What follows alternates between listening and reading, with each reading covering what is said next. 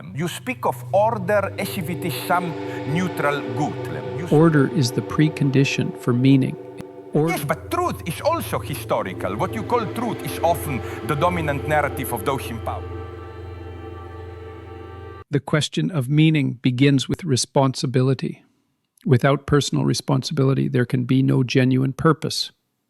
Order is the precondition for meaning. It is the framework through which we engage with the unknown.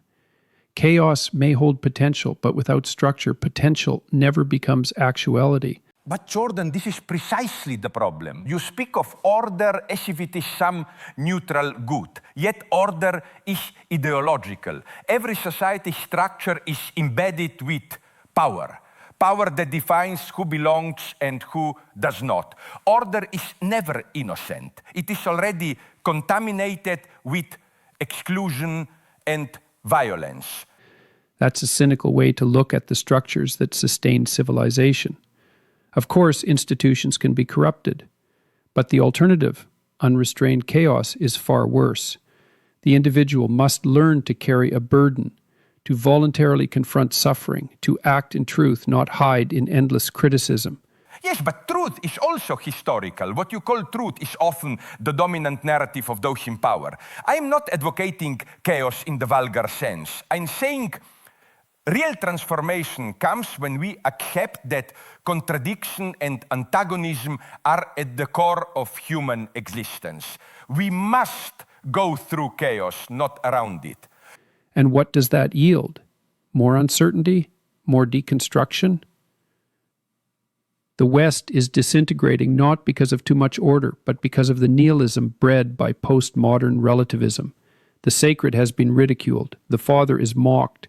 Tradition has become a target rather than a guide. But tradition is not inherently virtuous. Many horrors have been justified in the name of tradition. Colonialism, patriarchy, religious dogma. Sometimes to find truth, we must rupture tradition. The most ethical act may be the one that breaks the order. Revolution is not necessarily destruction. It can be creation. Yet when we abandon tradition without caution, we risk throwing out wisdom with injustice.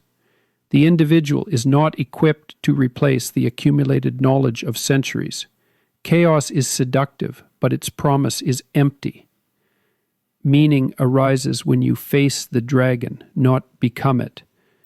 But the dragon you speak of might already be living within your system. You imagine order as a dragon-slaying sword. But what if the order itself is the beast?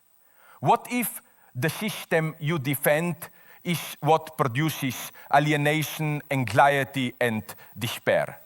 The subject is not free because he has too much freedom. He is lost because the coordinates that once defined him have collapsed.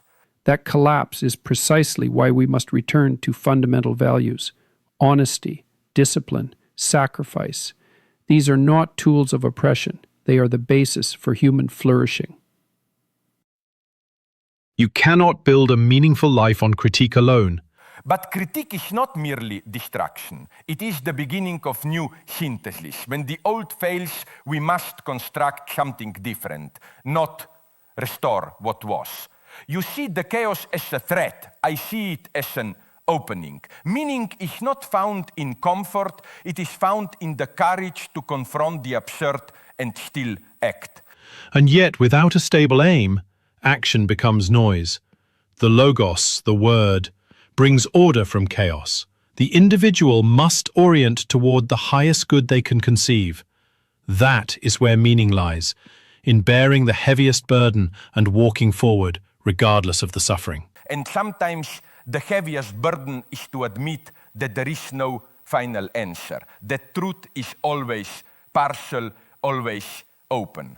Perhaps our duty is not to seek order, but to accept the tragic and still persist. Not to clean the room, but to question why the room was built that way in the first place.